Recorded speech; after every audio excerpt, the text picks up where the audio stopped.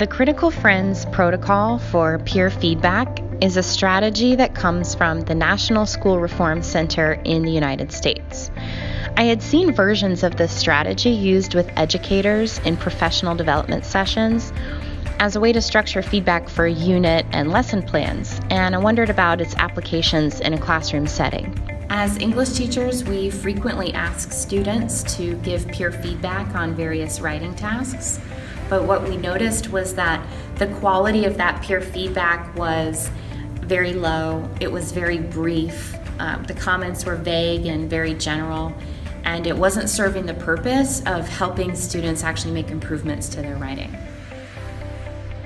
We came to understand that giving and receiving focused, quality feedback is a skill, and that we needed to find a way to teach students this skill so that they could come to rely on peer feedback as a helpful and reliable tool for improving their writing. The Critical Friends Protocol is a procedure for organizing students to give concise, constructive, and focused feedback to their peers. Typically, students are arranged into groups of 3, and at one time, 2 students will be the critical friends, and 1 student will be the presenter. Then the roles will switch. Each student needs to bring enough hard copies of their work for each friend, and the protocol is repeated until each person has had a chance to receive feedback. The teacher provides guiding questions to direct the focus of the feedback. Try to focus your conversation on these 3 points. Okay? So, friends are going to have a discussion. Presenter, you now physically turn your chair around. Take your notebook with you. Turn around. Remember to be actively listening to what you hear, like you're eavesdropping on their conversation and taking notes. Okay? I'm gonna make some minutes. Yes, he is. 6 minutes. Okay, discussion starts now. All the way around. There are 4 essential steps in the protocol with a specified amount of time allotted for each. Step 1. The presenter introduces their work. The first presenter will briefly introduce their work to their friends. They may explain a certain point or tone they were trying to get across. Step 2, silent reading time. Now the friends read through the presenter's work. They will do this with a pen in hand, marking the student work right on the paper and writing comments related to the guiding questions provided. Step 3, feedback discussion. Now that the friends have read and marked the paper, they're going to have a discussion about the work.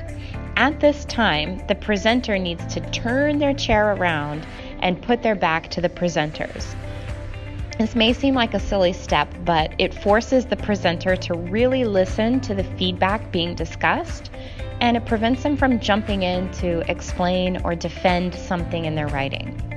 As the friends work their way through the guiding questions and provide suggestions for improvement, the presenter is busy listening and taking notes on what is being discussed.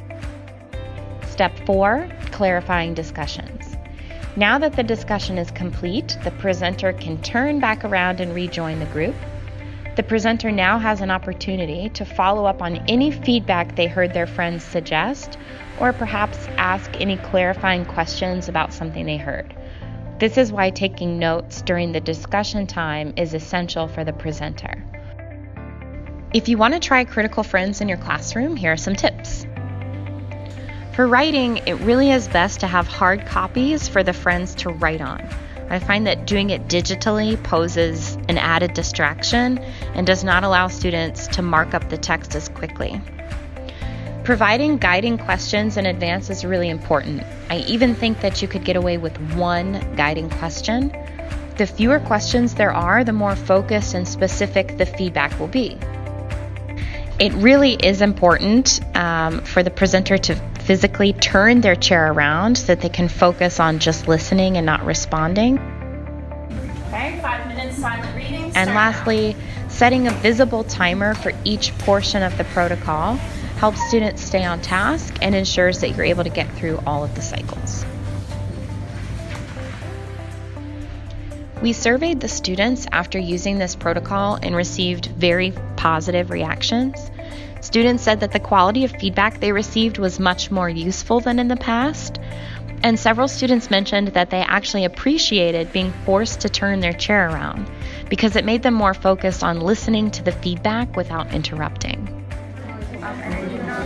I think this strategy could be effective in almost any classroom setting since it's purely a procedure for giving and receiving feedback on any sort of student work.